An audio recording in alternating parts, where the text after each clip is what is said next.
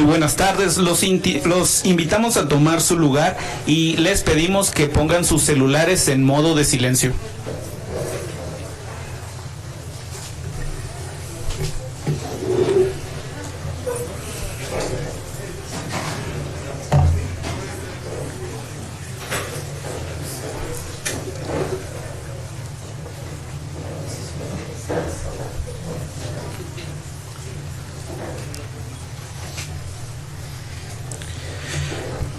Muy buenas tardes, les damos la bienvenida a la conferencia Midiendo lo inconmensurable o tapando el sol con un dedo, los problemas de las metas de desarrollo sustentable, impartida por el doctor Jonathan Barton de la Pontificia Universidad Católica de Chile.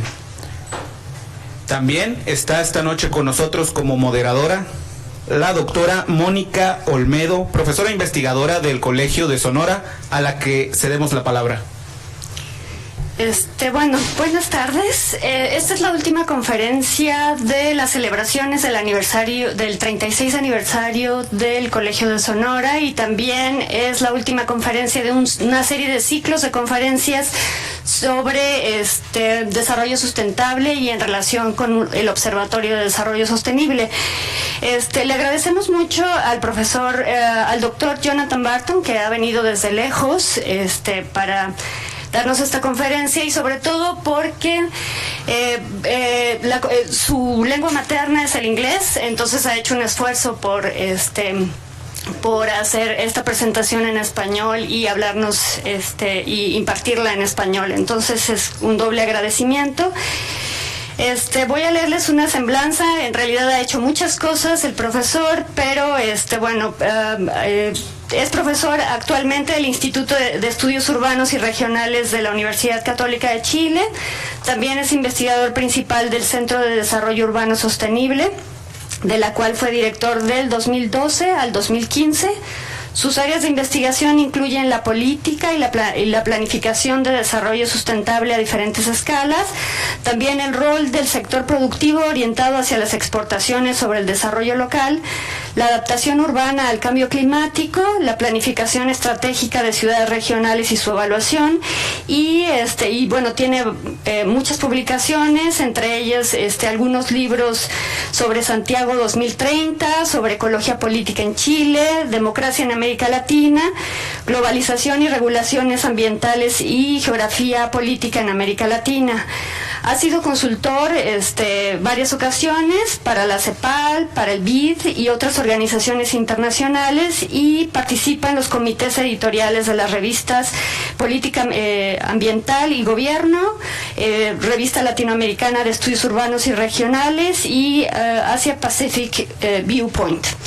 Entonces, pues muchas gracias y bienvenido, y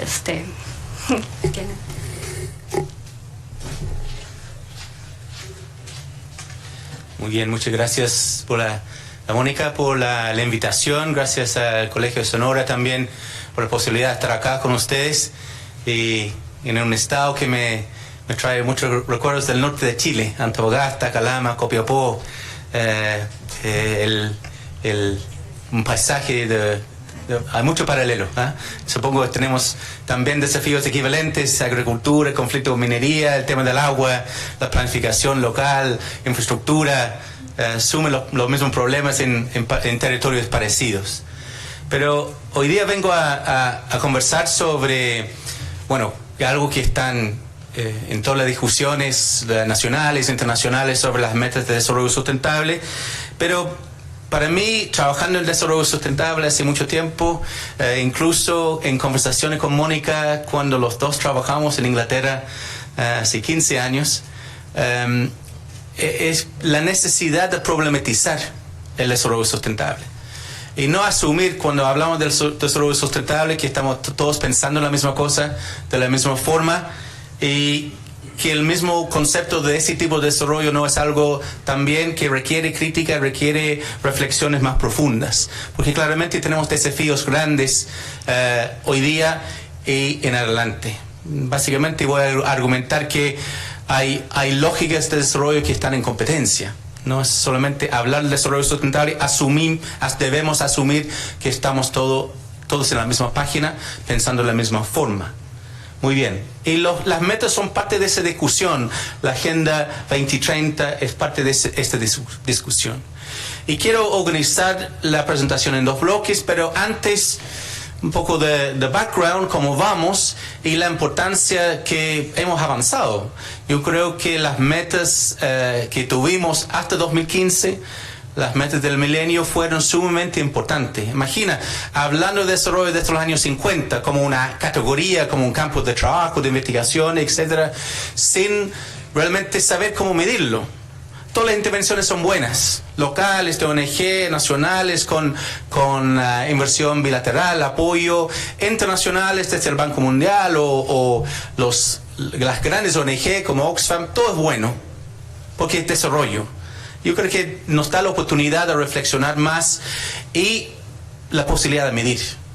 Y en general, yo tengo un doctorado en historia económica, pero debemos entender la relevancia, la importancia de la cuantificación, también los desafíos que trae la cuantificación también. Pero eso es la Agenda 2030, y básicamente más allá de los indicadores asociados, no hay agenda. Preocupación. Tenemos metas, pero cómo lo vamos a alcanzar depende de cada país. Y desagregando a cada estado, cada gobierno local, municipal.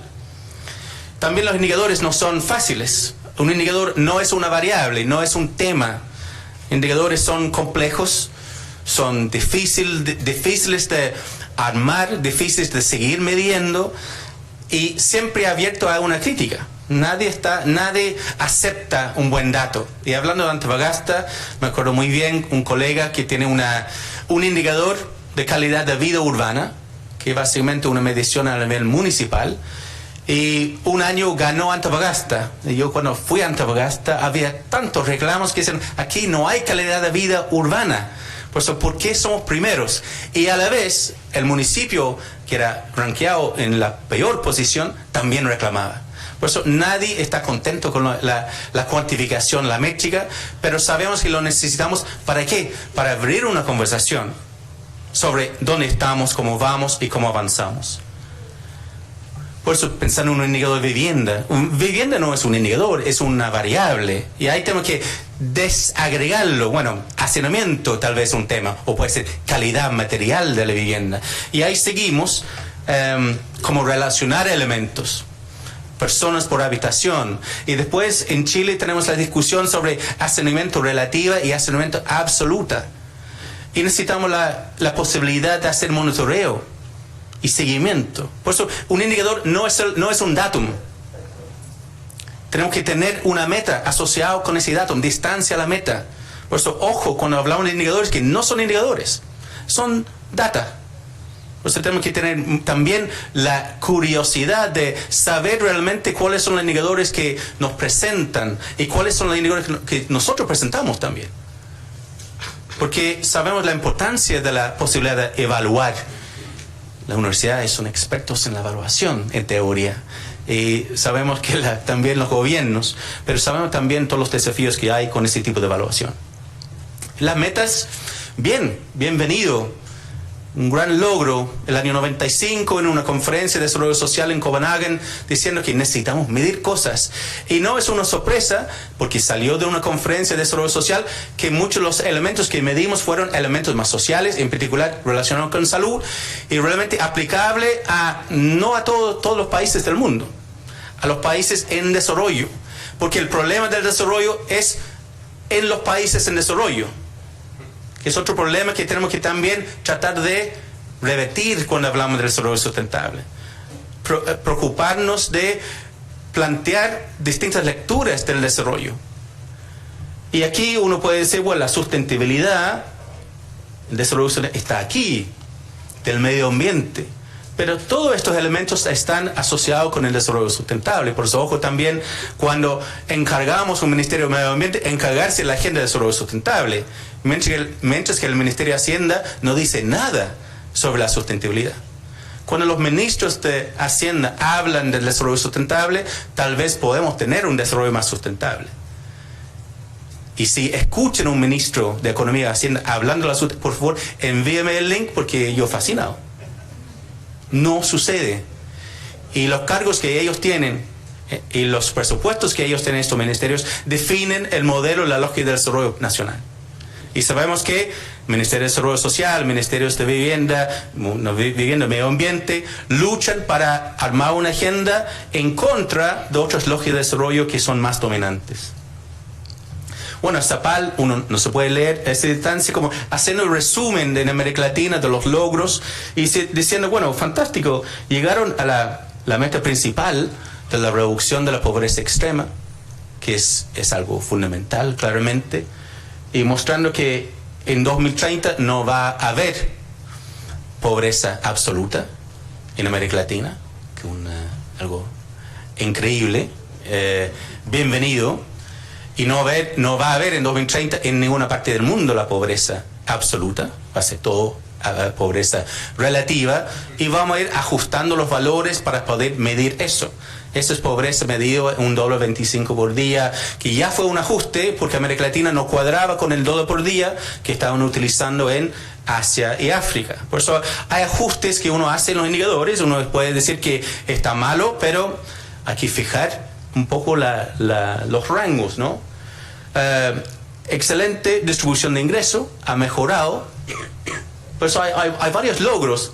Tal vez hay desafíos que todavía la gente empleados en el sector informal es casi la mitad de todos los empleados. Básicamente es 15 años haciendo un resumen. Y mi problema en términos de las metas en la discusión sobre indicadores es cómo tomamos esa información. Hay cosas positivas, hay cosas negativas. Mismo México, aquí tenemos la erradicación de la pobreza y el hambre, y si uno ve ese cuadro solamente y ve todos los elementos ahí en rojo, que meta cumplida, parte de que es progreso insuficiente, que insuficiente no significa que está malo, estamos exigiendo más, queremos más, pero con ese cuadro México no tiene ningún problema con la pobreza y tampoco con el hambre. Por eso las metas del milenio son interesantes porque generan un debate, porque yo sé que otra persona que pasaba por esta zona hace unas semanas hablaba de que había aumentado la pobreza en América Latina. Él tenía más conocimiento y más punch que yo, pero los indicadores nos dicen otra cosa. Por eso, ¿dónde están nuestros discursos sobre la situación en México, en Chile, América Latina, cuando los datos que están utilizando a nivel nacional e internacional, las organizaciones de la ONU, el BID, CEPAL, etcétera, están trabajando con otras cifras? Y si queremos realmente erradicar la pobreza, tenemos el problema de realmente la pobreza absoluta desde 2008 en adelante. Se quedó en América Latina en como 70 millones de personas, que eso no se mueve. Y sabemos que hay lo que se llama cherry picking de ciertos elementos que uno saca las cosas que son más fáciles de sacar. Y después queda algo residual, puede ser desempleo, que es muy difícil cambiar. Hay algo que es muy difícil, a pesar de agregar más fondos, inversión, queda con algo que es muy difícil bajar a cero. Por eso la Agenda 2030 es una agenda sumamente desafiante, pero no es una agenda que dice qué vamos a hacer. Son metas. Una meta no es una agenda. Una meta es una forma de medir una agenda. Por eso tenemos un problema. Ya no tenemos una agenda. La idea de que cada país tiene que armar su propia agenda. Y hasta que ustedes pueden ver su agenda, y esa agenda, apoyado por la ONU, si esa agenda no es del gobierno de turno, claramente estamos hablando de dos agendas que están compitiendo, no van de la mano. Otro elemento del indicador 7 de medio ambiente, no hay que ver los detalles, pero hablando que realmente han avanzado en muchos elementos. Por ejemplo, gente viviendo en tugurios, poblaciones, vías miserias, ha bajado 33% a 20%, un avance bastante importante. Hay mejoramiento en personas acceso a agua, saneamiento básico, el tema de las áreas protegidas. Hay muchos elementos que han avanzado bastante, pero quedan elementos en América Latina como una totalidad, y también como en México, quedan elementos bastante complicados. El tema del cambio climático, emisiones de carbono total y por cápita. siendo un país industrial, es un gran desafío. Chile no tenemos ese rango porque, bueno, tenemos la minería, pero no es del rango de Brasil y México. Y el tema del agua, el uso de agua. Y aquí tenemos otro desafío también, los indicadores. ¿Cuáles son los más importantes? ¿Todos valen igual? Áreas protegidas, sabiendo que las áreas protegidas no son protegidas. Son áreas establecidas con un SIG, en un plano, pero no está protegida en sí. No es que hay gente haciendo vuelta, asegurando que hay cumplimiento, que el acceso está controlado de cierta forma, porque son extensiones muy grandes. Pero hay una diferencia entre áreas protegidas, que son sumamente importantes, y el problema de la sobreexplotación de agua, y los recursos hídricos y su distribución. Por eso hay un tema también aquí que tenemos que ver, ¿qué hay de importancia acá? ¿Qué hacemos cuando estamos bombardeados con esta información? ¿Cómo lo manipulamos, lo entendemos, lo internalizamos? ¿Y cómo podemos decir que si estamos avanzando o no frente al desarrollo sustentable? Si yo hubiera preguntado antes de ver esos datos, tal vez ustedes dicen, bueno, no estamos lejos de avanzar en el desarrollo sustentable. Y estos datos nos revelan una situación muy distinta. Que estamos avanzando bastante. Con tantos puntos verdes, hay mucho éxito. Podemos hablar de un éxito a nivel regional y a nivel nacional en México en temas del avance en la agenda de desarrollo sustentable. Pero supongo que los profesores acá, los alumnos en sus trabajos, no escriben del éxito del desarrollo sustentable en la región. Otro elemento que quiero también traer a colación es cómo manejar todos estos datos, todo ese volumen de información. Y yo creo que eso encontré en un libro hace varios años, que gente trabajando en sustentabilidad, citando a un psicólogo de los años 50, hablando de la regla de 7 más o menos 2. Más o menos 2, 7 más o menos 2 es la información que podemos retener y utilizar. Tal vez son 5 indicadores, son 9 indicadores. Pero ¿qué pasa hoy día que ahora con la meta del desarrollo sustentable hay muchos temas y va a haber 300 indicadores? ¿Cómo vamos a manejar un Excel de información? Vamos a decir que si la mayoría de los 300 son avanzando y la minoría, aunque sea 51% contra 49%, estamos avanzando en el desarrollo sustentable. O vamos a decir que si no hay avance en todos los indicadores, no hay avance en el desarrollo sustentable. ¿Cuál es nuestro criterio para hacer ese tipo de evaluación? Y no es solamente el método del desarrollo sustentable, pasa lo mismo en cambio climático, los escenarios. Tenemos varios escenarios de cambio climático y lo que han hecho en temas de simulaciones, en la modelación, si la mayoría de los modelos sugieren que va a haber un aumento en 2 grados o 3 grados, vamos por esa lógica, se llama meta-análisis. Por eso tenemos un desafío ahí de cómo manejar mucha información. ¿Qué podemos decir en temas de desarrollo sustentable? Porque vamos a terminar yo con un alcalde diciendo que él o ella diciendo que estamos avanzando en el desarrollo sustentable. Y voy a decir que no. Y cada uno va a sacar la información que ellos perciben que es relevante. Las metas, ¿cuáles son? No voy a pasar por todo eso, pero los temas: vivienda y servicio básico, acceso al sistema de transporte público, enfatizando lo público y el acceso a lo público, distancia a un lugar para acceder a un transporte público, planificación participativa, gran desafío, la participación. ¿Qué significa un proceso participativo en planificación? Es la ratificación final de la confirmación de la decisión tomada por los expertos, que somos nosotros, supongamos, tenemos grados, o realmente participación desde el diseño, en la aprobación, en la implementación, etcétera, etcétera.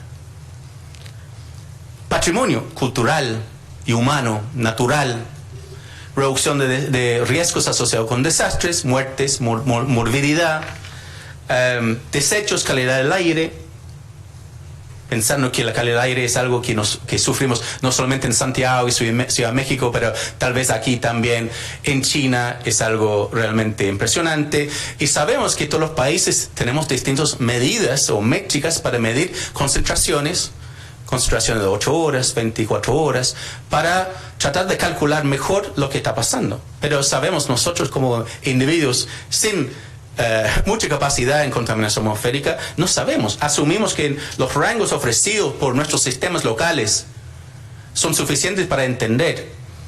nosotros viviendo en Santiago sabemos que los rangos de contaminación en Santiago, según la métrica que estamos empleando, es mucho más abajo de lo que los rangos que utilizan en Europa, por ejemplo.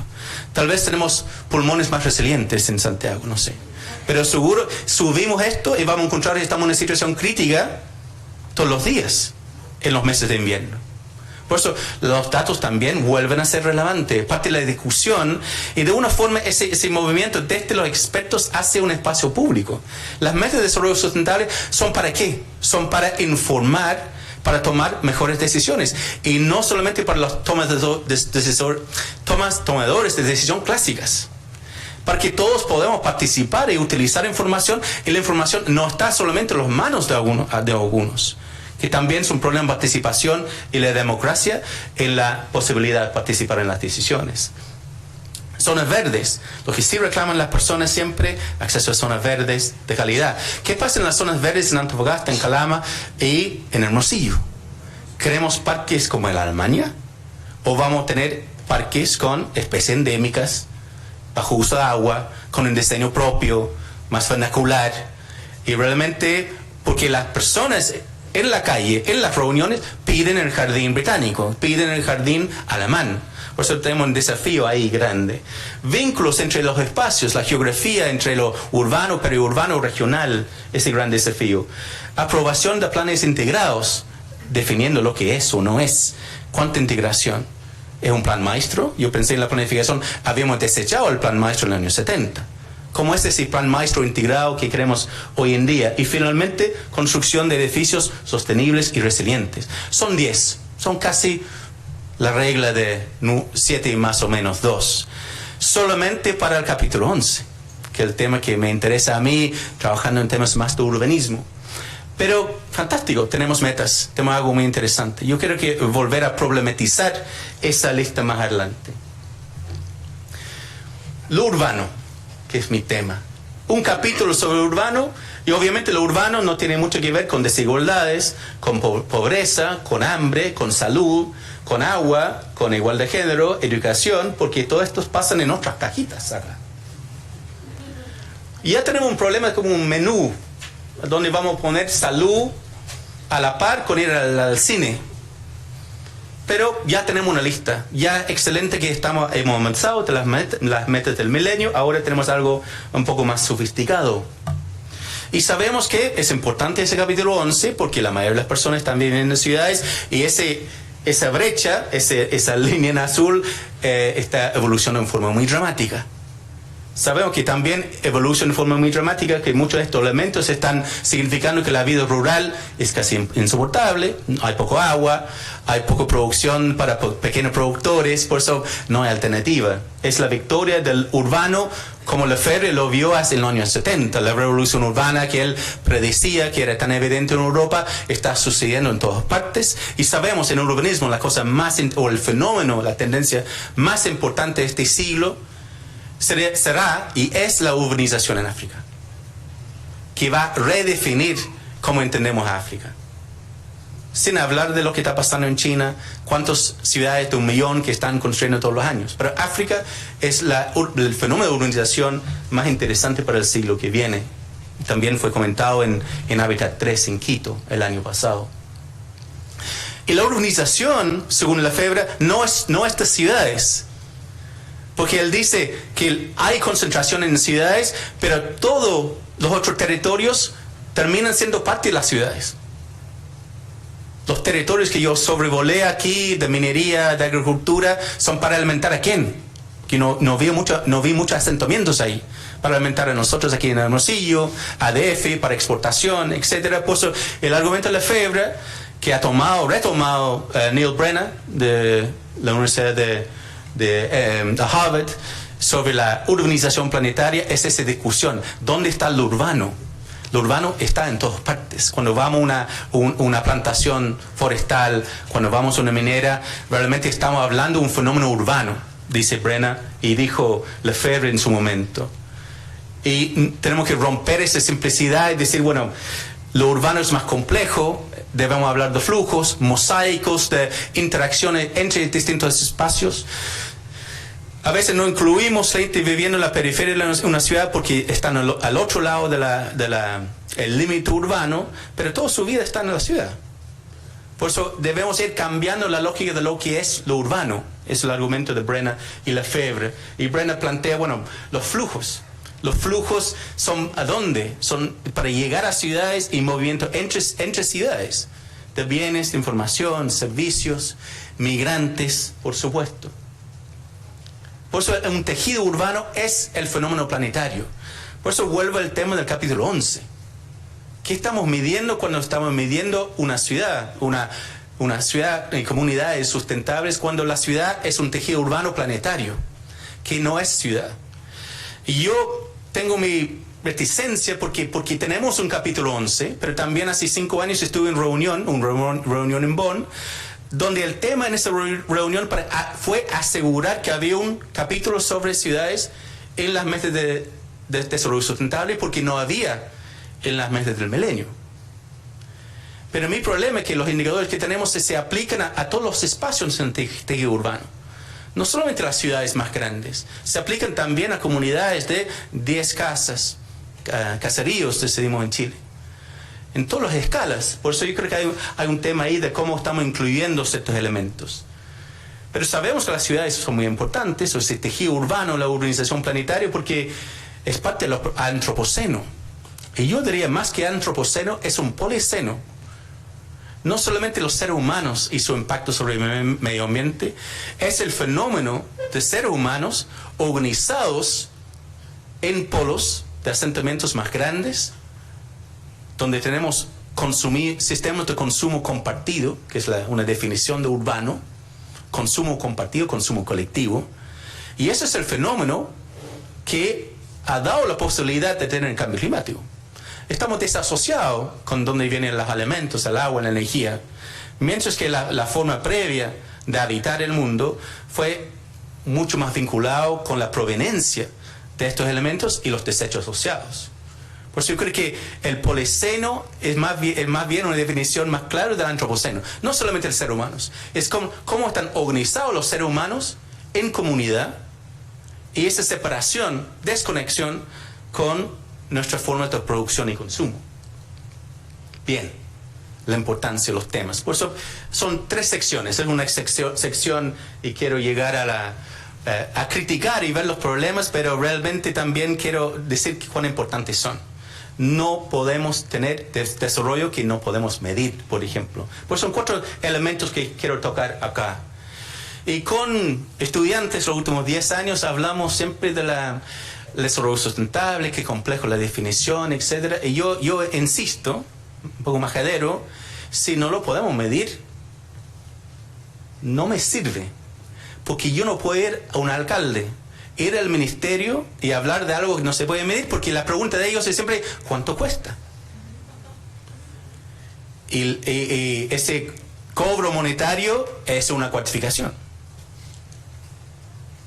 Pero sí se puede hacer. Es algo que hicimos hace 10 años en Santiago, la región metropolitana, utilizando lo que se llama el índice de progreso genuino. El índice de progreso genuino, tú tomas el PIB regional y uno va deflactando y agregando otras variables que no estamos calculando y agregando hoy día. Por ese tiempo perdido en commuting, el movimiento para trabajar. No, pero no lo agregamos al PIB. ¿Por qué es mi tiempo? Es la cosa que más nos molesta en las grandes ciudades. Es tiempo perdido en movernos. Define nuestra calidad de vida. Define nuestra posibilidad de pasar tiempo con nuestras familias. De tener espacio de ocio, tiempo de ocio. No, por eso soy economista, no tenemos información muy clara, por eso no voy a incluir. Entonces tampoco vamos a incluir el trabajo doméstico que hacen personas que facilitan que otros puedan trabajar. Pero eso no existe, realmente es complicado medir. Tengo un doctorado en historia económica y yo quiero realmente apuntar a los economistas y decir que es difícil medir ciertas cosas, pero no me digas cómo funciona o no funciona la ciudad. Si la ciudad funciona en base de unos elementos básicos, tenemos que agregarlo al cálculo. No solamente empleo formal, porque tenemos una serie de datos más largos. ¿Y qué pasa con los 50% trabajando en el sector informal? No existen. No lo vamos a medir. No podemos hablar del desarrollo de la ciudad. Por eso el GPI, el índice de progreso genuino, trata de agregar cosas que no estamos agregando porque los datos son complicados. Incluyen datos sobre el valor del tiempo de ocio. Y es algo que yo creo que es importante. Como la felicidad es importante.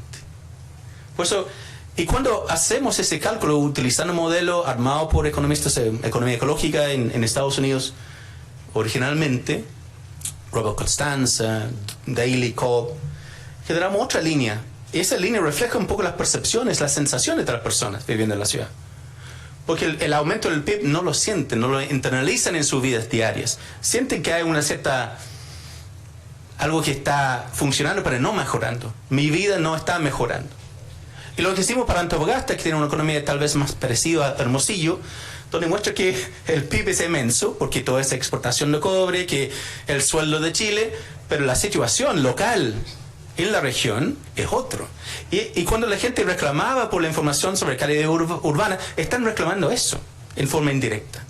No sienten el valor regional, ese riqueza regional en sus vidas diarias. La calidad de infraestructura, los tiempos de viaje, la materialidad de sus viviendas, lugares de trabajo, espacio verde. Claro, no necesitamos espacio verde, necesitamos algo parecido. Por eso debemos medirlo de otra forma. Pero sí hay que medir.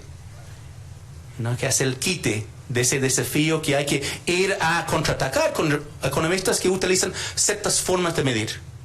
Yo creo que la economía hace un gran desservicio en general. Y es una pregunta que plantea a Jeffrey Sachs, que Jeffrey Sachs es el director de Earth Institute en Columbia University, que vino a nuestra universidad hace un año. Bueno, justo el tiempo, un poco más, justo el tiempo que están lanzando las metas. Yo pregunté sobre el rol de los economistas, y él, siendo un economista muy importante en rediseñar la economía de Bolivia en los años 80, rediseñar la economía de Polonia en los años 80, y también él reconoció que los economistas han sido un gran desservicio para realmente armar un cambio y medir los cambios necesarios para pensar en otra lógica de desarrollo. Distancia a la meta, y quiero problematizar otro elemento acá, diciendo la importancia de hacerlo también. Es como tocar tres elementos muy, muy sencillos. Uno es que la linearidad de la modernidad, que uno pasa aquí, termina acá, no nos ayuda mucho, porque la vida no es lineal. Nosotros pasamos por etapas en nuestras vidas y después desaparecemos. Las ciudades crecen y desaparecen en el tiempo. Pasan entre medio por momentos de auge y momentos de colapso también, según los precios de ciertas commodities, el interés en avanzar en ciertas actividades y otros. Y eso es el modelo de desarrollo contra lo cual compite el desarrollo sustentable. La teoría de modernización de Rostow de los años 60 sigue vigente. No se habla de Rostow, no se habla de la teoría de la modernización, pero está presente porque hay que llegar a eso. Perdón. Esa es la meta. Todos los países en 50 años, política de desarrollo, pasando por industrialización, más tecnología, la idea del consumo, la medida del éxito es el consumo. Por eso vamos a medir todo con el PIB, que es el consumo masivo. Más allá de lo que significa el PIB, lo que realmente mide el PIB. Si tengo un ejército grande o policía muy grande, es fantástico para el PIB, pues consumo. Tengo que pagar a alguien. Tengo que discriminar en términos del PIB. Pero eso es la linealidad. Desarrollo es lineal. La modernización nos lleva en forma lineal. Hay que decir dónde estamos y cuán rápido pasamos por esto para llegar aquí, que según Rostow fue el modelo de Estados Unidos en los años 70. Y muchos países, México, Chile, los economistas, la política pública sigue siendo fijado en ese modelo. Pero yo sospecho que la vida no es tan lineal. Gunston y Holling plantean la idea de panarquía. Todos los sistemas pasan en tiempos cortos, en tiempos grandes, proceso de crecimiento, maduración, y colapso, utilizando lógicas más de la ecología, como nosotros mismos también pasan por procesos de maduración y desaparecemos, dejan nuestros hijos, hablamos de la intergeneracionalidad, la importancia a través del desarrollo sustentable. Por eso, romper la idea, y eso requiere un trabajo, entender dónde estamos, cómo trabajamos, cuáles son estos ciclos que hay que enfrentar. Y los ciclos también están en esa discusión sobre el desarrollo sustentable desde los años 70, con ámbitos de trabajo sobre la ecología industrial, donde hay vínculos, hay circuitos, hay flujos entre elementos que podemos maximizar o podemos dejar a cada parte de este sistema urbano en Dinamarca, que existió, dejar cada elemento, industria, lo trabaja en forma individual, los insumos y los desechos, la energía perdida, mientras que aquí tenemos una estación eléctrica que puede también pasar energía residual a una planta de producción de fertilizantes, calefacción distrital, y también es la permacultura que ha existido en China para 10.000 años. La idea de pensar en círculos, en redes, en rizomas, y no pensar en A a B, esa linealidad. Porque cuando pensamos en la linealidad, tomamos cada elemento en forma atomizada y trabajamos cada uno en forma individual. La vivienda, la agricultura, el empleo, cada uno con su departamento universitario, cada uno con su ministerio, cada uno con su departamento en el gobierno regional, resolviendo su área atomizada.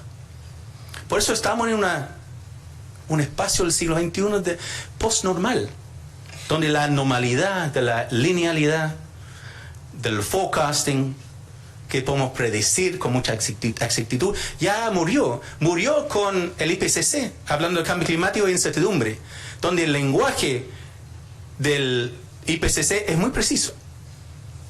Tú no puedes decir muy probable o poco probable sin fundamentos. Y son expresiones que utilizan en forma precisa, poco probable.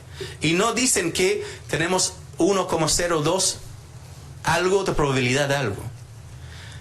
Pues el lenguaje del cambio climático también redefine el lenguaje del desarrollo, donde aceptamos e internalizamos la incertidumbre como parte del desarrollo sustentable, como dejando de lado, un poco desmitificando la idea de la linealidad, de la modernidad, de la teoría de la modernización, que podemos predecir, podemos saber exactamente lo que viene y podemos planificar en forma donde no hay elementos exógenos que van a perturbar nuestro sistema, nuestro modelo.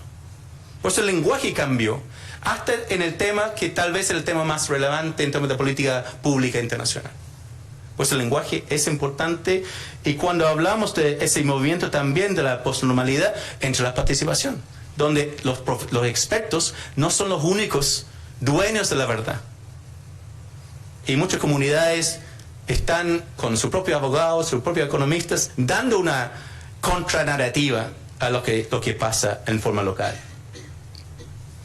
Bueno, los indicadores para medir estas cosas también tienen que cambiar, y tal vez hemos tenido una cierta evolución en la discusión sobre el desarrollo sustentable, donde para muchos todavía sigue siendo gestión ambiental. Por eso el departamento de sustentabilidad es el departamento de gestión ambiental, que es un poco absurdo, donde el Ministerio de Medio Ambiente es el ministerio encargado del desarrollo sustentable. Y mi pregunta es, ¿qué están haciendo en Hacienda entonces? ¿Están haciendo lo que dice el Ministerio de Medio Ambiente? No. Y los indicadores han evolucionado para decir que desarrollo sustentable se mide con indicadores ambientales, agua, residuos, calidad del aire, etcétera, biodiversidad, para tener indicadores organizados en términos de vamos a tener una lista de indicadores sociales, indicadores económicos, una lista de indicadores ambientales, a la discusión sobre índices.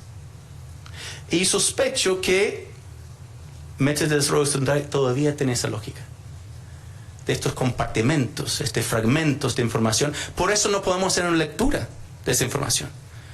En nuestra Excel con 300 indicadores por 200 países, pero realmente no importa las cosas de países. Queremos ver comunidades, municipios, regiones.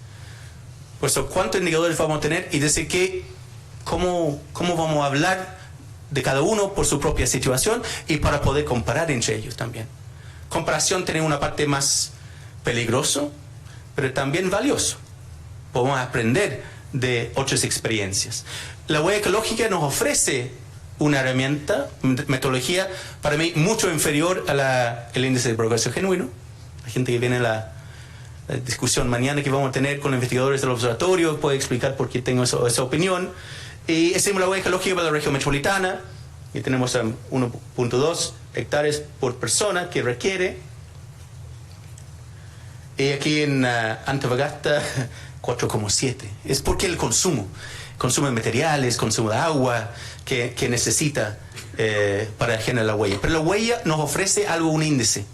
Llegamos a una hectárea por cápita, tomamos muchas variables y llegamos a algo, y yo puedo decir, en este caso, que Santiago es más sustentable que Antofagasta. La región metropolitana Santiago es más sustentable que Antofagasta utilizando la huella ecológica, con todas sus deficiencias. Pero además tengo toda la información organizada en forma desagregada, además. Por eso ya tenemos un indicador de segunda generación de listas, y tengo un índice para poder hacer una lectura más fácil. Porque si no, ¿cómo voy a decir si Antofagasta o Santiago es más o menos sustentable? ¿Cómo compararlo? No tengo esa posibilidad. Por eso, a pesar de sus debilidades, los índices y llegar a un número absoluto también ayuda la discusión. Y bueno, estadísticas, ¿no? Uno puede siempre criticar, es una expresión de un primer ministro británico del siglo XIX, dicen, los peores las mentiras son las estadísticas. Y sabemos que utilizamos estadísticas en nuestras conversaciones personales, en la política pública, fake news, etc. Sabemos que hay un gran desafío en términos de la legitimidad de datos. Y algo que quiero, solamente un gráfico para ese punto, es también plantear que la discusión sobre el crecimiento, como la importancia del crecimiento para el desarrollo sustentable, sin hablar de qué es crecimiento, qué significa de verdad crecimiento. Y lo que hicieron economistas también como Herman Daly era cuestionar el crecimiento. ¿Podemos tener crecimiento eterno? ¿Crecimiento de qué? Bueno, el PIB, básicamente. ¿Qué queremos crecer? PIB. ¿Qué es el PIB? PIB es el consumo. Consumo es bueno. Pero no todo el consumo es bueno.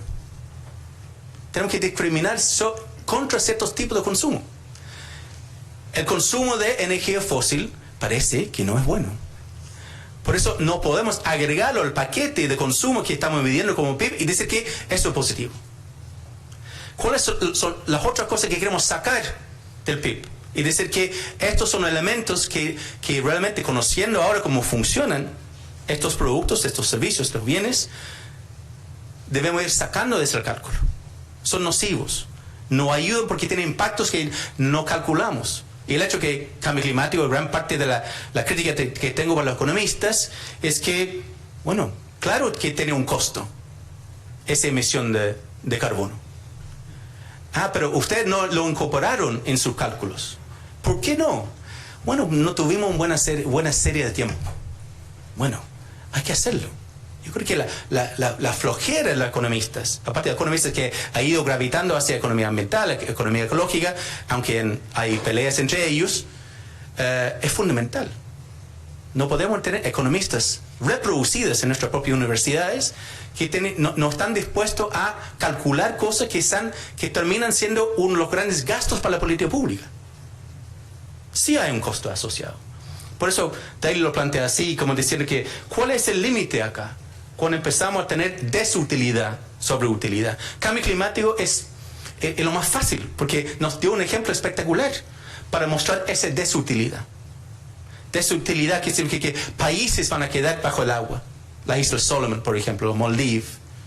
Que significa el costo de adaptación para muchas comunidades, para resguardar sus recursos hídricos, para poder seguir produciendo ciertos cultivos, es masivo. ¿Quién lo financia? Bueno, debe ser financiado por el optimismo que surgió de cierto modelo de producción y consumo en esa época. Pero no debemos asumir que la economía por el PIB es lineal y no hay puntos de inflexión, lo que se llaman los tipping points también. Los problemas, para ir al grano acá. La definición del asunto. ¿Cómo medir cosas Si realmente todavía, si yo pregunto también en clase, en otra parte, bueno, ¿qué es el desarrollo sustentable? Bueno, es un poco de esto, un poco del otro, es positivo. Cualquier cosa que el desarrollo es positivo. Por eso todos están fascinados por el desarrollo sustentable. Porque somos buenas personas. Y queremos una buena vida para nosotros y para los demás. Pero ese tipo de conceptos no nos ayuda mucho. Y lo bueno es que tenemos una definición. Por eso hay un problema que dice, bueno, realmente no podemos medirlo porque hay muchas definiciones. Ya en los años 90, David Pearson, Kerry Turner habían identificado como sobre 100 definiciones en los 90. Por eso ahora, ¿cuántos son? 500 definiciones, variantes. Pero eso significa, bueno, no podemos medirlo porque no hay una definición compartida. Es una metanarrativa como la cristianidad, como el capitalismo, como el socialismo, que tienen variantes, es difícil medir. Pero sabemos que todas estas metanarrativas tienen elementos esenciales, ¿no? El cristianismo tiene algo central, o el capitalismo sobre el mercado, la libre interacción de individuos para vender y comprar, etc. La lógica colectiva, solidaria del socialismo. Bueno, hay algo compartido acá. Por eso, cuando realmente con variantes, cada país hace su definición nueva para la ley ambiental. Interesante, solamente en la ley ambiental hablan del desarrollo sustentable.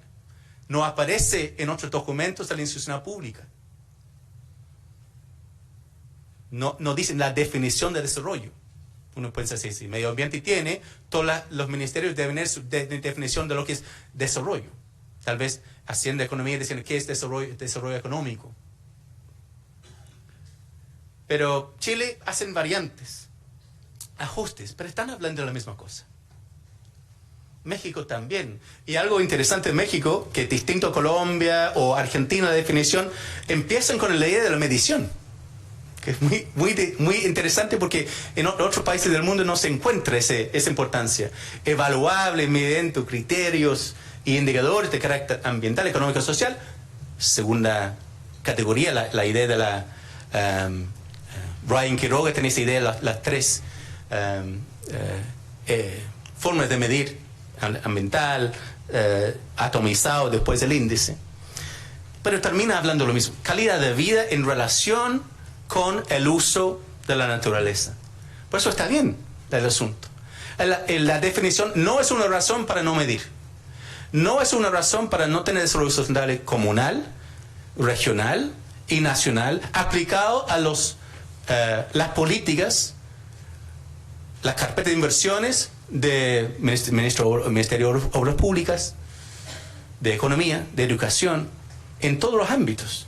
No es algo que está a cargo del medio ambiente. Desarrollo sustentable se trata de una relación entre todos los elementos. Concepto integral. Y quiero desechar eso. Porque eso no es integral, porque lo que pasa cuando veamos ese triángulo, dice que ustedes se encargan de lo social, ustedes se encargan de lo medioambiental, y ustedes se encargan de lo económico. Y más bien, la vida es un chicle, donde podemos tal vez tratar de abrirlo, pero vuelve a la totalidad. Vivimos una vida integral, económico, social, todos los elementos de la mente de desarrollo vivimos nosotros. Hasta la vida marina, entre nuestro consumo de pescado, etc. ¿A dónde van nuestros desechos también? Los plásticos. Por eso, vivimos una vida de chicle, complejo, donde interactúan todos los elementos. Y tratamos de sacarlo, y bueno, los puntos tenemos sociedad y naturaleza. Y la economía es un elemento chico acá. Es la forma en la cual transamos o hacemos transacciones entre los dos. Y hay muchas cosas que nunca dependiendo de una transacción monetaria. Gran parte de nuestras interacciones son no monetarias. Con amigos, entre nosotros. En la universidad la gente dice, oh, yo te reemplazo, te hago esto. Son transacciones no monetarias. La economía es un elemento de transacción que tenemos entre estos dos mundos. No tiene la equivalencia. No es un elemento más a la par con los otros dos. Es una forma de interacción entre ellos. Pero cuando llega al crunch, digamos, la crisis subprime, por ejemplo, ¿dónde va la inyección de trillones de dólares en la economía mundial? Van a la crisis financiera, van a los bancos. ¿Y qué pasa con la pobreza que produce? ¿Qué pasa con el cambio climático producido como... No hay plata para el cambio climático, pero podemos rescatar bancos que generan un cierto problema. Gran parte de ese pensamiento que tenemos con esa idea de la economía también está complicado por una lectura de lo que se llama la curva de Cousins ambiental. Curva de Cousins ambiental viene de una idea basada en esa curva, midiendo lo que había pasado en Estados Unidos con las emisiones de óxido de azufre, que mostraba que había mucho aumento, mientras que la economía en términos del ingreso subieron en Estados Unidos y llegaron a un punto tope y después a bajar las emisiones de SO2,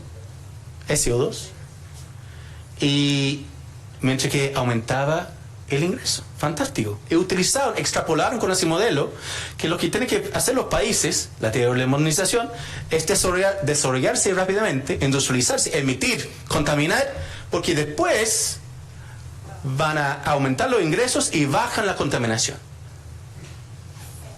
Por eso, economía primero, medio ambiente, sociedad, vienen después cuando tú llegaste.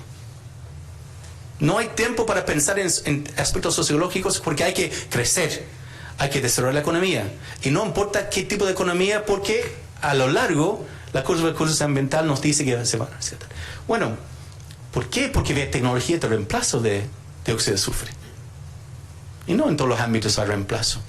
También dióxido de azufre asociado con producción de acero. Bueno, mucha producción de acero estaban haciendo en Corea, en China, con emisiones. Por eso sus emisiones subieron y siguieron. Por eso, ojo con esa lógica que economía primero y después la sociológica sigue después. Piensa en Holanda, Alemania, que son avanzados en temas ambientales, pero tú ves el consumo por cápita sigue siendo mucho más alto que el latinoamericano promedio. ¿Qué vamos a hacer? ¿Vamos a subir todo a su nivel para después en 50 años llegar a bajar?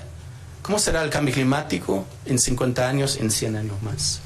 Por eso prefiero pensar en el chicle, pero tal vez pensar en cómo organizar estas dimensiones de las metas de desarrollo sustentable, siendo tan distintos. Y para mí el desarrollo sustentable se organiza así.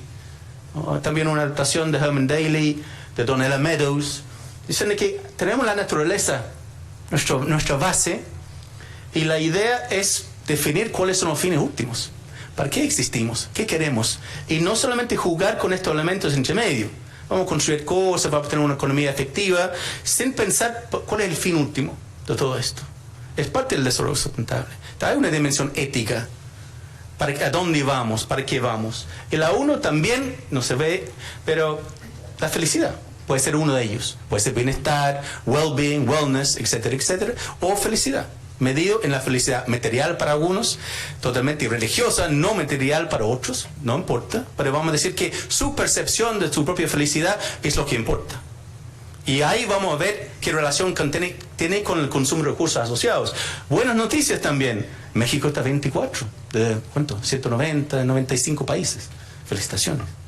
Chile no tan feliz, pero para un tiempo largo en otro índice que se llama Planeta Feliz, Chile le iba muy mal contra otros países de América Latina.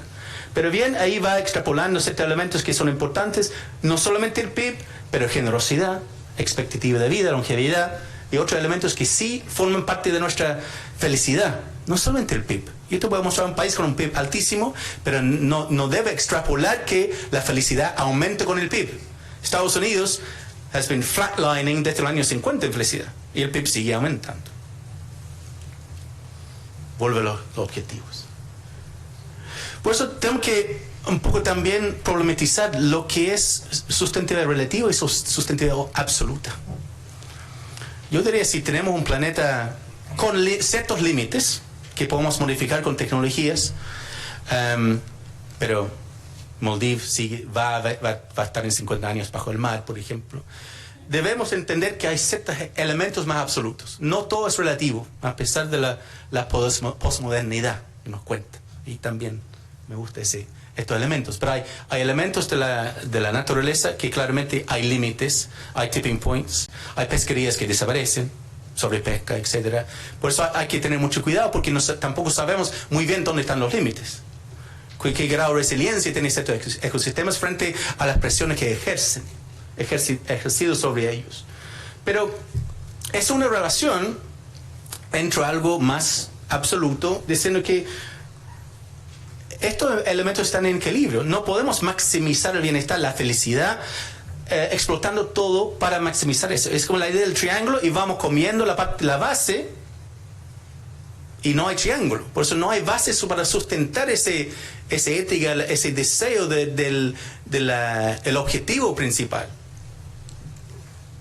Y claramente estamos cojos en esa relación. Y eso tal vez mi gráfico preferido de los últimos 10 años, que el del Global Footprint Network, que básicamente dice que hay un tema acá que es el consumo de recursos, medido como la huella ecológica per cápita. Y aquí tenemos el índice de desarrollo humano, que es una medición de no solamente ingreso, pero 2 indicadores de educación y un indicador de longevidad. Por eso lo que queremos es maximizar el índice de desarrollo humano y minimizar la huella asociada para generar ese nivel de desarrollo humano. O si queremos podemos complejizarlo, agregar felicidad aquí. Tenemos que llegar acá. Y para mucho tiempo, todos los gráficos en el mundo mostraban que hay que llegar al cuadrante ahí. ¿Y por qué? Porque Estados Unidos ya está. Y la idea es que vamos a replicar el modelo de consumo en términos de la huella asociada con ese consumo para llegar aquí. Claro, queremos llegar aquí, en esa zona, pero no con esa huella. Por eso, fantástico, buena noticia para América Latina. No estamos acá, estamos aquí. Y tenemos que empujar un poco para llegar acá. Pero sabemos que todas las políticas públicas un poco están dirigiendo hacia acá. Políticas públicas armados por economistas, muchos de ellos. Y la agenda. Agendas son armados por agentes, por tomadores de decisión. No son naturales, son producidas, son construcciones sociales. Y me encanta el concepto de frónesis, que está trabajando un investigador danés, se llama Bent Fleabjerg. Y Aristóteles definió como tipos de conocimiento, tipos de entender el mundo como el mundo de la ciencia, la idea de casi el positivismo, que podemos entender el mundo a través de la medición. La creatividad misma, tecnología, diseño, arte, que otro aporte que hacen otras facultades, normalmente en campos un poco separados porque les cuesta entenderse. Y algo aquí es el frónesis, la seguridad práctica. Esto es la parte de política pública, gobernanza. También hay aspectos de derecho acá, por supuesto, porque fijando reglas, regulación. Yo creo que es algo aquí es importante en la definición de las agendas, que está ausente en la discusión sobre el desarrollo sustentable. Por eso, ese frónesis o la construcción del desarrollo como la lógica predominante está fijado por eso, por el PIB, la organización del PIB. ¿Quién tiene el PIB? ¿Quién puede tener más PIB? ¿Cómo crecer esa pelota en su totalidad? Y también ver en particular como ciertos países, América Latina, Brasil organizando acá, Argentina, Colombia, México está en centro, aquí en América del Norte, pero desaparecen. Son pocos países que están dominados la conversación como el desarrollo, y todos los otros tienen que hacer exactamente lo que han hecho ellos. Del mismo modo, siguiendo la teoría de la modernización. El problema es que las metas de desarrollo sustentable repiten esa lógica también. Y las mismas metas. Piensa que todos los países tienen que crecer a 7%, sin discriminar sobre ese tipo de crecimiento. Y sabemos que de una forma u otra, el gran desafío de la agenda de desarrollo sustentable no está en los países en desarrollo. Están en los patrones de consumo en las regiones desarrolladas. Bueno, un par de indicadores más adelante hablan de la necesidad de poco revisar, mejorar la producción sustentable, la producción y consumo sustentable, siguiendo, porque excelente, estamos en la década de diseño para la producción y consumo sustentable. Porque somos todos educados en desarrollo sustentable, porque ya pasó la década de educación para el desarrollo sustentable, terminó en el año 2014. Y ahora estamos todos educados y ahora tenemos que aplicarlo en esa década. Y lo bueno de ese diseño, realmente el tema del problema de consumo, tenemos problemas de bajo consumo en los países en desarrollo. Y tenemos problemas de sobreconsumo o alto consumo, consumo excesivo, consumo poco beneficioso, la pérdida del 30% de los alimentos, por ejemplo, en nuestros refrigeradores, por ejemplo. Por eso tenemos que cambiar el enfoque. Las metas de sustentable a través de esa lógica pueden cambiar el enfoque en desarrollo sustentable porque los últimos de este 87 con nuestro futuro común están enfocados en la pobreza. Y ahora tal vez yo creo que la forma en términos de la agencia es poco redirigir la orientación hacia el alto consumo. Aquí alto consumo asociado con el consumo de energía, en este caso fósil, que es la producción de gases de efecto invernadero por los países. Y esa producción de gases de efecto invernadero va asociado con producción para el consumo interno en la mayoría de los casos. O en el caso de Sudáfrica, vendiendo carbón por otras partes también. Por eso, fantástico, porque la década de producción y consumo responsable dice que hay que redefinir la calidad del crecimiento. El crecimiento en sí no es bueno. En China decidieron crecer menos. Una decisión del nacional, definido por el Ejecutivo, por supuesto, diciendo que no vamos a crecer a 10%, vamos a crecer a 6-7%. Que fantástico también. Estamos revertiendo las lógicas. Y claro, China no tiene nada que ver con la teoría de la modernización de Estados Unidos en los años 70. Por eso el crecimiento en sí no es bueno, dicen los chinos. Hay que crecer menos porque tenemos problemas de sobrecalentamiento de la economía. Hay límites del crecimiento. Libros clásicos del año 72, los límites del crecimiento, que un poco predecían a través de la modulación un colapso en la economía internacional fin del siglo. Después, el año 92, más allá de los límites del crecimiento, un poco revisando el modelo, pero aunque el mundo sigue, las observaciones que ellos hicieron de problemas de recursos versus la posibilidad de distribución y calidad de vida siguen siendo vigentes. ¿Y crecimiento para qué? Pensando en el triángulo de Daly, es para qué queremos con ese crecimiento. ¿Qué pasa con los medios? Tener cosas. Y el gran desafío de desarrollo es traducir estas cosas en un sentido. Es felicidad, es bienestar, y el consumo nos lleva a esa lógica, porque el problema de la teoría de la modernización terminó con la época de consumo masivo. La meta es el consumo masivo. El consumo sirve para algo, es un medio, no es un fin.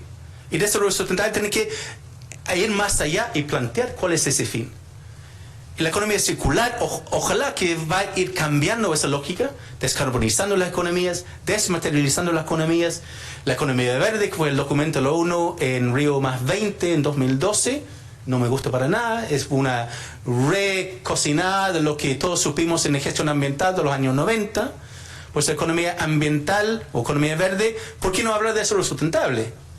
Porque, ojo, cuando hablamos de prosperidad, economía verde, cambio climático, y perdimos la discusión sobre desarrollo sustentable. ¿Por qué? Porque desarrollo sustentable no es cómodo para muchos sectores, muchos ministerios. No es cómodo y no aparecen en sus documentos porque infiere un cambio profundo en cómo organizamos nuestras sociedades.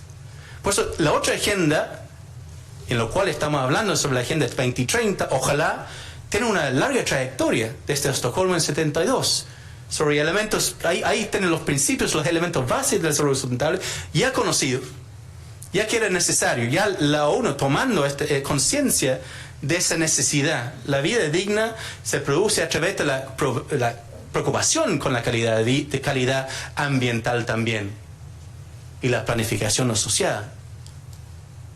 Río también, el derecho en desarrollo de forma equitativa, desarrollo sustentable, protección del medio ambiente. Y todo, mi preocupación, un problema, todo eso fue traducido en un programa para el siglo XXI.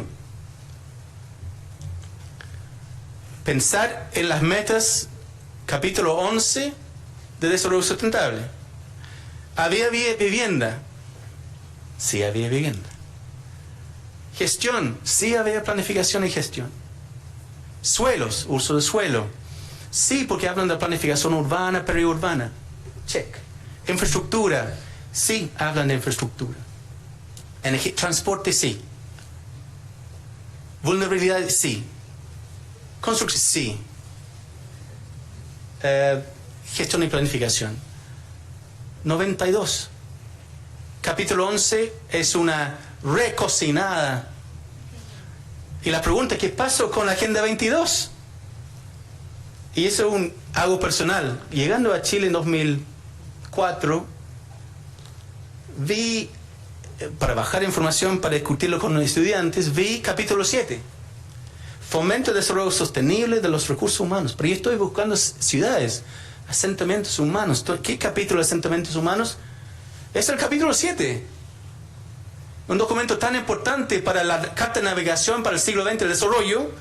El documento en castellano está mal escrito. Yo escribí un email, aceptaron, reconocieron el error y nunca lo cambiaron. El programa 21 tuvo 0 impacto. Excepto países, Alemania, España, un par de países de América Latina, Perú, Ecuador, pero realmente fue miserable ese problema. Principio de Melbourne, otro principio muy interesante que también son fantásticos para guiar la planificación local y regional. Quito también, volvemos a hablar y agregamos, la gran diferencia, agregamos más adjetivos. Y básicamente, si tú ves la definición de desarrollo sustentable, son estos adjetivos. No hay que replicarlo. Sustentabilidad es justo, es seguro, es saludable, es accesible y asequible, etc. ¿Por qué repetirlo? ¿Por qué tanta resistencia a hablar de desarrollo sustentable como un marco, una lógica de desarrollo? Yo creo que porque, la última lámina, porque provoca un choque con otras formas de lógica de desarrollo. Por eso, midiéndolo en conmensurable, es valioso, es necesario. Por supuesto que sí. Yo creo que antes de 2000, cuando no tuvimos ninguna forma de medir el desarrollo, solamente la ejecución de proyectos. Yo creo que es necesario. La métrica es clave. Pero el desarrollo en sí es un proceso no lineal. Es complejo. Los territorios pasan por ciclos también. Los mismos ecosistemas tienen sus momentos. Hay que estar más in tune. Hay que pensar en otra lógica para entender mejor los territorios. No se puede medir en forma atomizada. Estas listas y las metas son listas. Nos inhibe, nos restringe para generar una idea de la totalidad. Por eso, los indicadores de tercera generación, los índices, nos ayudan. Y están basados en indicadores de segunda generación, las listas. Pero estamos manipulando, ponderando para generar algo que es más comunicable, con todas sus limitaciones. Pero la limitación de tener Excel con 300 indicadores, por no sé cuántos municipios hay en México, ¿cómo vamos a manejar esa información?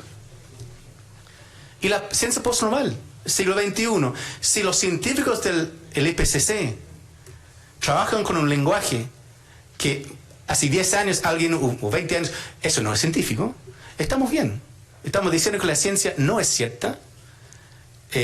La idea del caos, la idea de los sistemas, requiere otro tipo de acercamiento. Y tapando el sol con el dedo, yo creo que, ¿cuál es el sol acá? El sol es una lógica de desarrollo predominante. Que parece que la persona que estaba aquí hace 2 o 3 semanas hablaba del neoliberalismo. Y cuando hablamos de qué tipo de lógicas o formas de pensar, formas de organizarse están ocupando los ministerios de Economía y Hacienda, debemos asumir que es otra lógica que no es una lógica de desarrollo sustentable. Y la lógica de sustentabilidad relativa que utilizan ellos, que es marginal, es un add-on, no es suficiente para los desafíos que estamos enfrentando hoy día, a pesar de los datos muy positivos que mostré al inicio. Por eso, las lógicas de desarrollo significa para mí, las metas de desarrollo sustentable son muy importantes y demasiado importantes para asumir que una lógica de desarrollo predominante va a alcanzar en 2030 las ambiciones que tenemos para estas mismas metas. Gracias.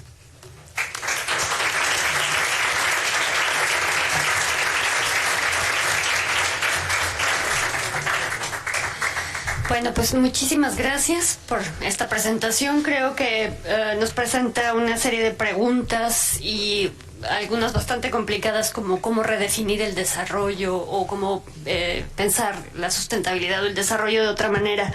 Entonces, bueno, pues pienso que tendrán varias preguntas sobre la presentación. Si podemos hacer como un grupo de 3 preguntas y después responder. Entonces, si alguien tiene alguna preocupación, pregunta, aunque no esté directamente relacionado con... Preguntas requieren respuestas, y si yo tuve la respuesta no estaría acá. No presentaría esto. Me gustaría escuchar lo que opinan y escucharles. ¿Tengo que pasarles o...?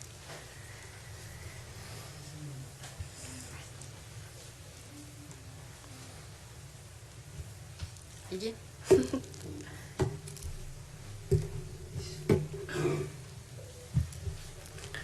Saber qué hay que hacer, porque lo que no agrega acá es las universidades juegan un rol clave en hacer la evaluación de los políticos y la administración pública, porque nadie quiere ser medido. Por eso la universidad tiene un rol importante para hacer el seguimiento, porque sospecho que en los gobiernos locales no tienen la capacidad para armar sistemas y los recursos para mantenerlo. En la universidad tiene la posibilidad de hacer seguimiento y ser como un actor independiente. Sí, de los procesos. Sí, había alguien por aquí. Ajá. Sí, buenas noches, muchas gracias, un placer escucharle. Yo voy a más bien como exponer algo que me provoca la escucha de tu exposición, que tiene que ver de alguna manera tiene que ver con esto que tú dices, que tú cierras, y que tiene que ver con con el comentario de que estas metas del milenio no tienen el plan para resolver lo que nos propone, para lograr los objetivos, ¿no? Entonces, ¿qué es lo que 2 ideas me provoca? Y cuando yo pienso en el tema que es lo que me preocupa básicamente y a lo que me dedico, que es la equidad, y que por supuesto tiene que ver con la sustentabilidad, y la sustentabilidad define la equidad, y veo las políticas públicas y veo cómo los gobiernos, y sobre todo en nuestro país, han asumido las agendas a nivel internacional porque son políticamente correctas, pero no existe no solo una intención, sino no existe la suficiente claridad de la conciencia para ver qué implica esa política pública. Y entonces no sé, yo apuesto a que esto que tú expones, parte de lo que expones, la opción pues es el cambio de conciencia, no solo de los políticos, sino de la ciudadanía también. Y esto lo vinculo a algo que tú también mencionaste. ¿Cuál es el papel en este caso o sea, yo me pregunto, de la ciudadanía para darle contenido a las metas? O sea, ¿quién lo va a hacer si a los gobiernos no les interesa? O bueno, les interesa relativamente, parcialmente, bueno, ya sabemos de qué gobiernos estamos hablando en América Latina o en algunos países como el nuestro. Entonces, pues estas son reflexiones que a mí me impactan mucho, porque tu discurso creo que está vinculado con cómo vamos a hacer para la transformación. Bueno, son 2 temas. Uno, la conciencia, y la equidad es otra discusión. Comparto totalmente el tema de la distribución siendo el gran tema acá. Igualdad, equidad, igualdad para la equidad. Lo que me atrae del desarrollo sustentable como concepto es que no habla del medio ambiente, habla de la equidad entre nosotros y intergeneracionalmente. Por eso mi frustración permanentemente cuando termina siendo manejado como gestión ambiental. Cuando hablamos de la equidad, hicimos un paper que se va a publicar este año, viendo el tema de justicia, en términos de equidad, cómo está conceptualizado la equidad en la política urbana en Chile desde los años 70. Obviamente gran parte del inicio son dos políticas de Pinochet, 79-85, pero habla de equidad. Dice política que va a generar beneficio, y hablamos de tres teorías de justicia. Y cuando hablamos de equidad, es el deseo que tenemos para la equidad, hablamos de la equidad. Yo creo que hacemos un flaco favor en no conceptualizarlo bien. Porque en ese análisis terminamos con dos filósofos bastante conservadores de la derecha, con su argumentación de lo que es justicia. Y lo más radical fue Rawls, que tampoco es tan radical para nada, diciendo que las teorías de cómo justicia está incorporada en la política pública está hecho de una forma bastante libertario y conservador. Y vamos a encontrar que estamos incorporando justicia para la equidad, pero bajo una filosofía política de la justicia que tal vez no es la filosofía que nosotros compartimos. Por eso, primera cosa, no debemos asumir que hay una justicia. Cuando tenemos la selección para en política pública de un grupo en particular, puede ser un indígena, mujeres, lo que sea, de una minoría, no mujeres, pero otros, es justo, porque el argumento de los conservadores que es injusto. Hay que favorecer la mayoría, no una minoría. Por eso cuando hablamos de equidad es como nivelar a través de definir grupos que hay que nivelar. Y la Agenda 2030, el lema de la Agenda 2030 es Don't leave anyone behind. No vamos a dejar nadie atrás. Eso significa una teoría de justicia de nivelar unos grupos. Por eso la equidad es algo que tenemos que conceptualizar más, porque todos queremos equidad, pero la política pública nos ofrece una forma de justicia, y yo diría que parte del rechazo del desarrollo sustentable para ciertos pensadores o ciertos campos intelectuales es porque tiene en su corazón una discusión sobre equidad que no quieren tocar.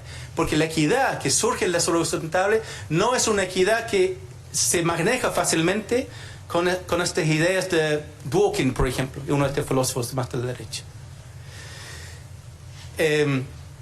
La participación, la conciencia es fundamental, pero el problema que tenemos es la traducción de estos elementos a otras personas, porque también mi preocupación es no debemos esperar que todas las comunidades, las personas que no tienen tiempo, porque están trabajando todas las horas posibles para alimentarse, para sobrevivir, para movilizarse en las ciudades grandes, que van a participar también y resolver todos estos problemas ellos, que también es parte de la lógica. La idea de individualizar y descentralizar la responsabilidad a los individuos también es algo que hay que preocuparse. Claramente tiene un rol de participar, pero no para perder mucho tiempo en todos los ámbitos escuchando su voz o pidiendo que se escuche su voz. Por eso, claro, tenemos un gran desafío de descentralización y participación, pero también hay otras responsabilidades. Por eso y la conciencia es fundamental, por eso los colegios, las universidades son claves, y también ese conflicto entre lógica de desarrollo, a lo menos en mi universidad, se ve claramente entre los distintos departamentos y facultades.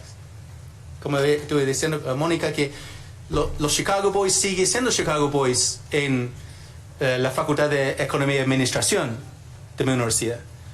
Y el ministro de Hacienda es el mismo profesor de esa facultad que volvió a ser ministro de Hacienda de Piñera.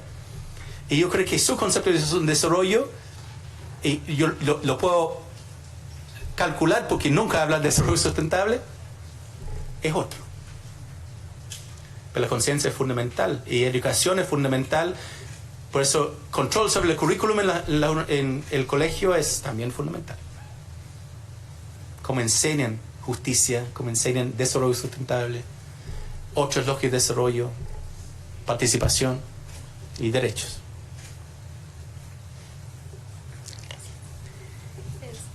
¿Alguien más?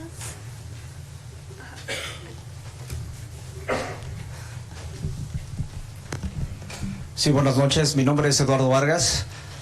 Formo parte del Colegio Mexicano de Profesionales aquí en Sonora. Mi pregunta va enfocada a lo siguiente. Me parece muy interesante el aspecto del desarrollo sustentable. Yo un tiempo trabajé para el sector defensa y nunca pudimos encuadrar el desarrollo sustentable con el establecimiento de una política pública clara para reducir los efectos de los desastres y sobre todo para solicitar presupuesto. Porque entonces, ¿cómo medirlo? Es muy difícil para una instancia de gobierno, para una dependencia, establecer una política pública en este sentido sin recursos, sin un recurso previo. Es decir, ¿cómo puede usted solicitar un recurso público federal si no sabe cuáles son los desastres que va a tener durante el año y cómo atenderlos de manera objetiva, óptima? Entonces, me parece muy interesante su ponencia porque considero que sí es muy difícil para un gobierno, sobre todo en la atención de los desastres, que obviamente se enlaza y forma una sinergia muy interesante con lo que es medio ambiente y con también los trabajos de producción. Le agradezco mucho la ponencia. Muchas gracias por la pregunta. Yo creo que el tema de desastres acá, en la México, yo creo que van a medir si hay políticas o no hay políticas, casi sí o no. Y yo creo que los temas de los desastres y riesgo en general es un ejemplo perfecto de la ciencia postnormal.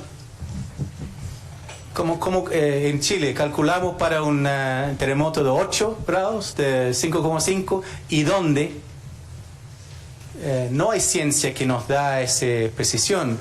Por eso, pensar que hay una linealidad para destruir un presupuesto perfecto para algo no conocido. Yo vivo en una falla San Ramón, que es otra cosa que no se habla en Chile, porque cuando el falla San Ramón, como en San Francisco el equivalente, si hay actividad en esa falla, ahí está toda la parte oriente de Santiago, de la ciudad misma.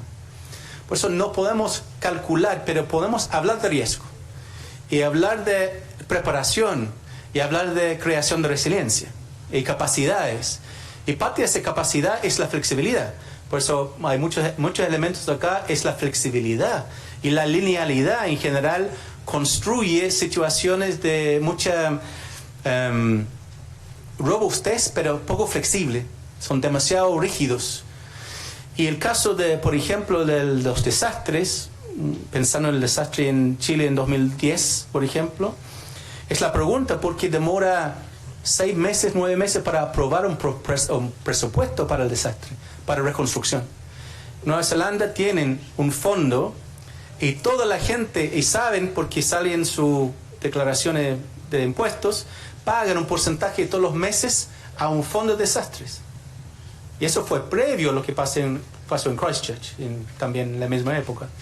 Por eso, sabiendo que va a haber un desastre en Chile, tenemos todos los años, necesitamos un sistema de financiamiento, tener un fondo que podemos movilizar, porque sabemos que el momento crítico son los 72 horas después del desastre. Lo que viene después es recuperación, reconstrucción, pero sabiendo la incertidumbre, hay que tener un fondo a lo menos, y la planificación es ese tipo de cosas. Planificación es importante para poder ver cosas de financiamiento, porque movilizar recursos físicos, pero sin un fondo, es complicado. Pero yo creo que un excelente ejemplo de incertidumbre, y no podemos dejar de lado estos temas. Hay que enfrentarlo. Enfrentarlo es planificar conociendo la incertidumbre.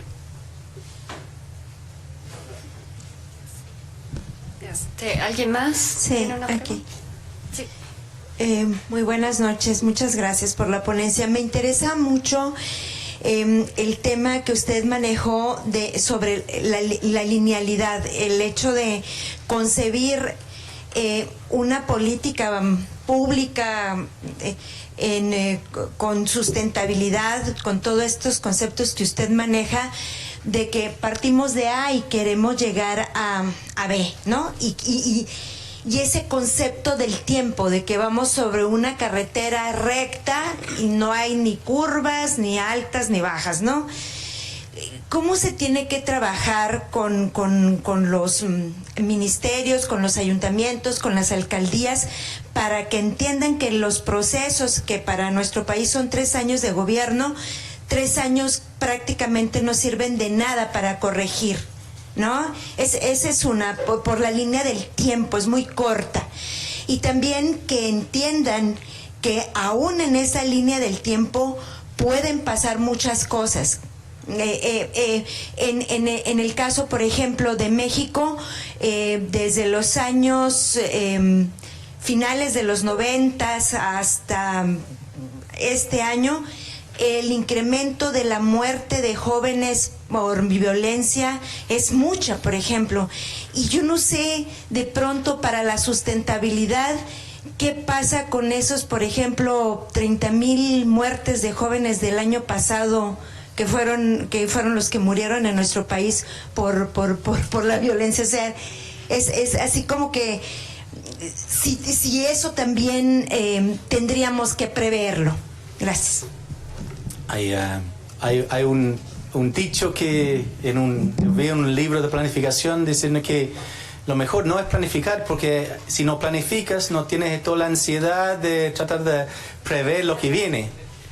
Y yo creo que en general la política, los políticos en general, yo creo que tienen esa idea de apagar incendios. Y es necesario apagar incendios, es necesario enfrentar desafíos cuando surgen.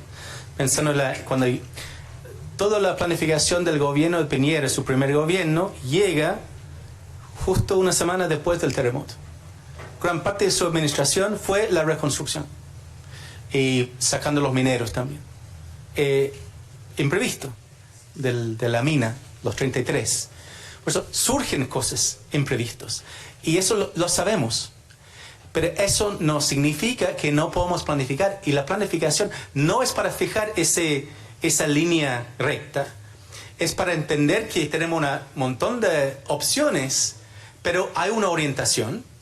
Esa orientación también puede cambiar. Por eso debe haber instancias de replanificar y reenfocar. Por eso la planificación no es la planificación de los años 70, el plan maestro más rígido, administrando fondos en ciclos muy largos, pero planificación es necesario. En este caso yo creo que surgen episodios, surgen elementos totalmente inesperados, o por ejemplo una crisis como en el 2007, que tiene largas impactos durante un largo periodo, pero el hecho de no planificar significa no sabe lo que estás cambiando, solamente estás moviendo de un incendio a otro. Por eso el tema acá del desarrollo sustentable implica, y lo bueno que muchos de los elementos están hablando de la planificación, pero esa planificación del siglo XX es una planificación muy distinta a los años 70. Es una planificación que requiere participación para poder reorientar. Me gusta, por ejemplo, en Colombia los POT, los planes de ordenamiento territorial, que son de 12 años, para evitar justamente que cada alcalde cada 4 años va y cambia todo. Por eso es una decisión de la gente de tener un plan, pero sabemos que ese plan sí se puede ajustar. Pero no es que vamos a desechar un plan e introducir otro plan. Por eso hay ciertas cosas que requieren tiempo. Y el problema es cuando estamos apagando incendios y cuando sacamos planes en cada 3, 4 años, no tenemos una lógica de planificación. Por eso es fundamental que podamos fijar ciertas orientaciones que perduran y son producidas a través de una gran instancia de participación. Y al final los políticos, la idea de los políticos también, que son encargados de implementar ciertas acciones y son suficientemente inteligentes para saber cuándo hay que volver a replantear ciertas cosas. Pero lo que plantea el tema de las emergencias, los incendios, en caso de un incendio social, existe, pero no debe ser una razón para cambiar unos elementos básicos. Hay que dedicar recursos para que volver al camino, pero en muchos casos sabemos que no hay camino. O en caso de Santiago, pasamos mucho tiempo armando una estrategia de desarrollo regional que tiene duración hasta 2021, pero dedicamos mucho tiempo el año pasado en armar un proyecto, se llama Santiago Resiliente y Sustentable, porque había financiamiento de la Fundación Rockefeller, se llama las 100 ciudades resilientes, y armamos otra estrategia, en paralelo al otro. Hay uno que es vigente, que tiene legitimidad, porque es un instrumento de la política pública, entre las herramientas del reglamento, y el otro es, ¿qué? Pues otra cosa de la planificación, no debemos tener miles de planes. Necesitamos pocos planes buenas que vamos adaptando, pero esa proliferación de planes, plan de cambio climático y un plan de resiliencia y un plan de agua, y todos hablan de la misma cosa. Por eso necesitamos una lógica de planificación que es mucho más compacta y en lo cual tenemos flexibilidad para apagar incendios, por supuesto. Tenemos tiempo para una pregunta más. Sí, gracias. En primer lugar, me parece muy bien el asunto que plantea y pues la interdependencia que hay en todas las actividades, ¿no? Sobre todo pues el impacto que tiene muchas veces las mediciones, que no tenemos todos los elementos cuando pues tenemos que tomar en cuenta aspectos de bienestar que son bien a veces subjetivos y calidad de vida y todas estas cosas. Sin embargo, me gusta mucho la teoría del chicle por lo cíclico de los fenómenos. Muchas veces creemos que vamos avanzando tratando de resolver un problema que ya lo vemos, ya se está resolviendo, ¿no? Sin embargo, al no inyectar economía a muchos de esos problemas, yo te digo, por ejemplo, por lo que está pasando con el sarampión, que es un problema que ya veíamos que lo íbamos a arrancar del mundo, ¿verdad? Y que pues ya tenemos casos autóctonos en Argentina, ya ha habido casos aquí importados, sin embargo, ha bajado mucho el índice de vacunación global. Cuando traíamos índices por arriba del 90% de cobertura completa de vacunación de los niños, nos hemos venido olvidando de ese aspecto, inclusive con otras visiones de que no es necesario aspectos tan importantes.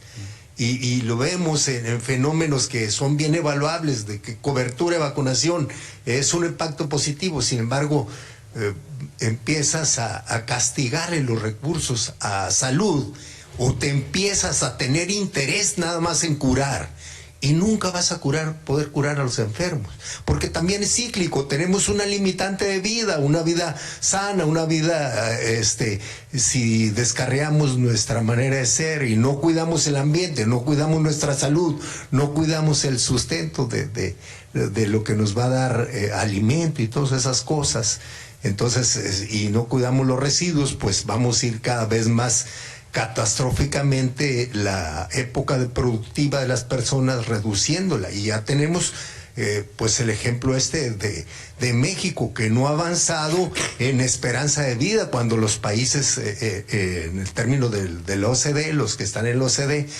han aumentado hasta 6 veces la esperanza de vida, y México en esos mismos años 10, 1.3 de esperanza de vida. ¿Por qué? Porque pues la epidemia de obesidad, que le invertimos a consumo, a cosas innecesarias, ¿verdad?, nos va a impactar en calidad de vida y no nos va a hacer sustentable la vida, aunque querramos que es sustentable estar consumiendo. Entonces es una muy buena lógica la métrica y las definiciones de los aspectos de la interdependencia en cada una de las cosas, que nos olvidamos de eso, ¿no? Justamente en mucho también de la economía, no le damos valor a la vida, que debe dar mucho más economía para cosas que deben de hacer sustentable el planeta, con el trabajo, con la vida sana y productiva, ¿no?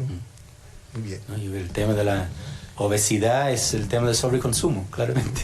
Es como muy sensato, y yo me acuerdo muy bien, como viendo las cifras, que México está muy alto, Nueva Zelanda también, por la población maorí, que tiene mucho sobrepeso, y son desafíos que significa Estados Unidos ahora que la expectativa de vida también va bajando, y claro, generamos otros desafíos. Es la idea, la linealidad, digamos ya. Tal vez 2030, si todo resulta excelente y cambiamos las cifras de lo que es o no es pobreza, vamos a llegar a cero pobreza. Y los desafíos cambian. Vamos a llegar a alta mortalidad joven, o lo que sea, por el tema de violencia, el tema de obesidad. Hay otras enfermedades de affluence, no solamente de pobreza, que se producen. Por eso todos los buenos de las metas de desarrollo sostenible se aplican en todos los países. Antes la meta del milenio, hasta para Chile, pocos se aplicaban, pocos estaban relevantes, habían cumplido con casi todo. Por eso yo creo que las metas ahora cambian el enfoque. Estamos hablando de ciertas enfermedades de desarrollo que surgen del... en Chile puede ser del norte, pero aquí usted del norte, pero surgen en países de alto consumo. Más que países desarrollados, son países de alto consumo de alimentos, de energía, etcétera, por cápita, con huellas grandes.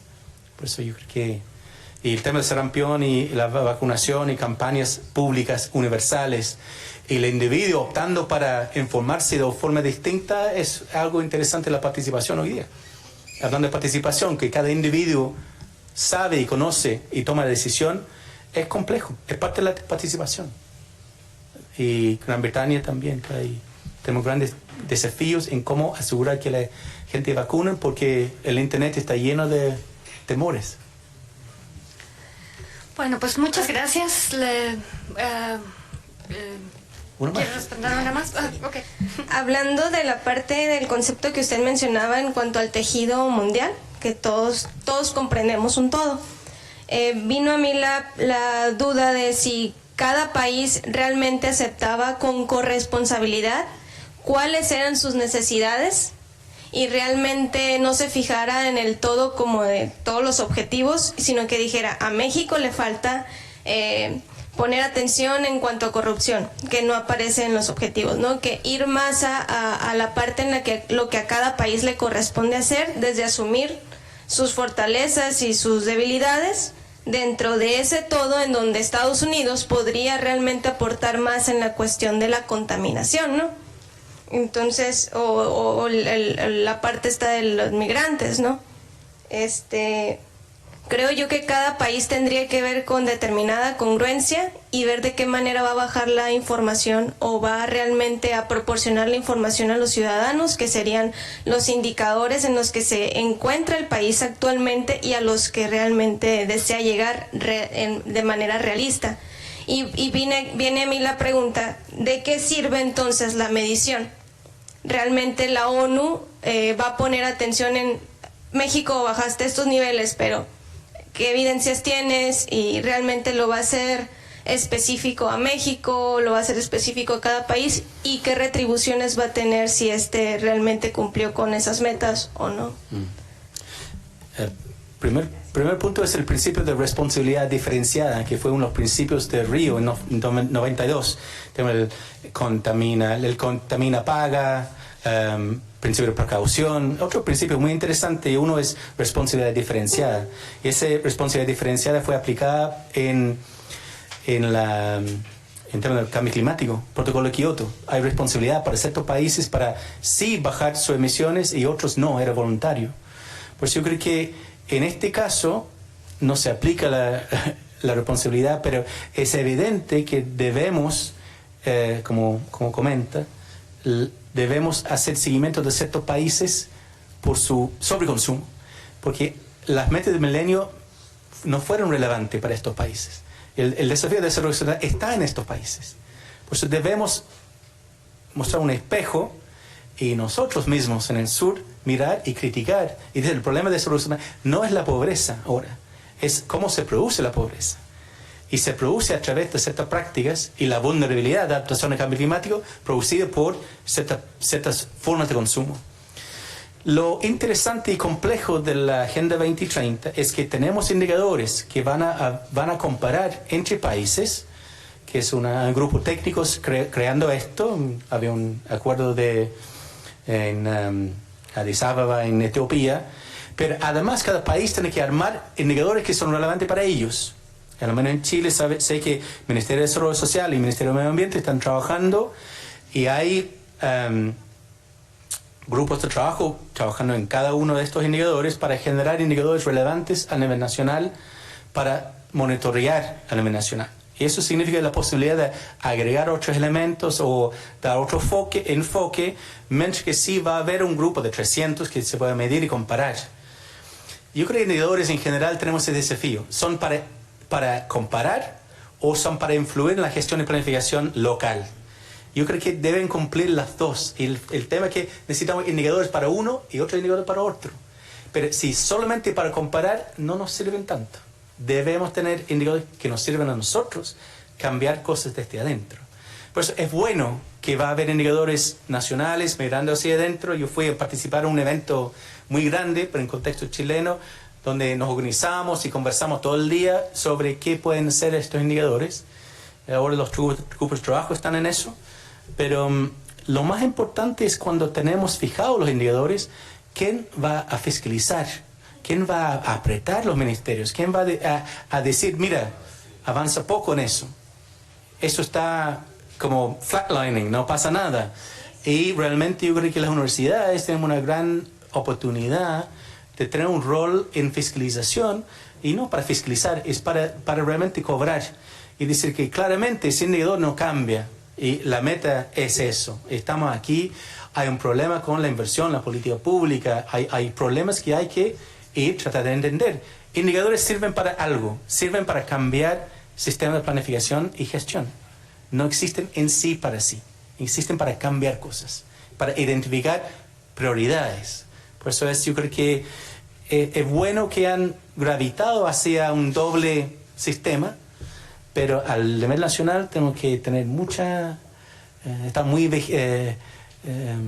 vigilar bastante lo que está pasando y también asegurar, porque hasta 2030, por eso son varios gobiernos, asegurar que alguien reclamando, saliendo a la prensa para mostrar los avances. Gracias.